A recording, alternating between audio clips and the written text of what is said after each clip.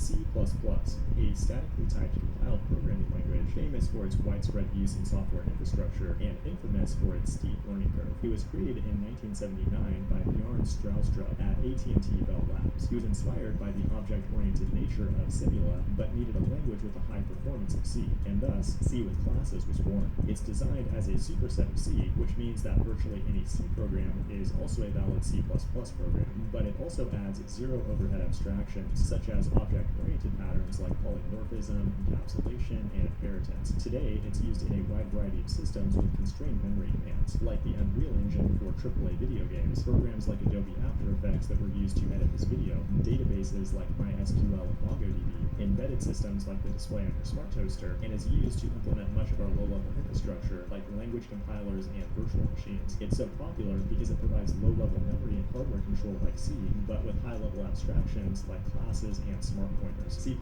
makes it harder to shoot yourself in the foot, but when you do, it'll blow your whole leg off.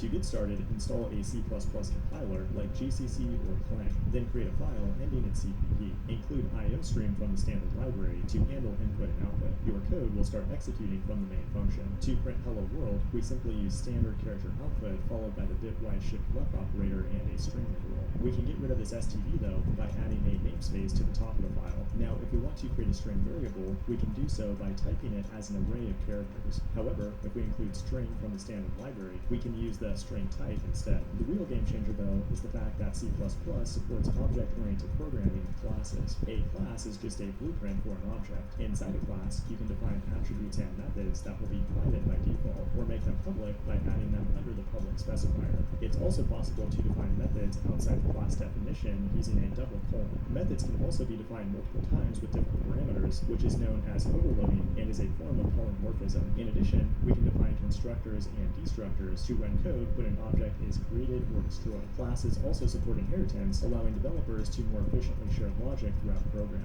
To instantiate an object, type the class name followed by the name of your object, and optionally any parameters for the constructor. When it comes to memory, we could manage everything manually with pointers and references. However, tools like UniPointer can get the job done in a way that's easier and safer by ensuring that only one object can be allocated to memory. Now, to run your code, open up the terminal and use a tool like Clang++ to compile it. This has been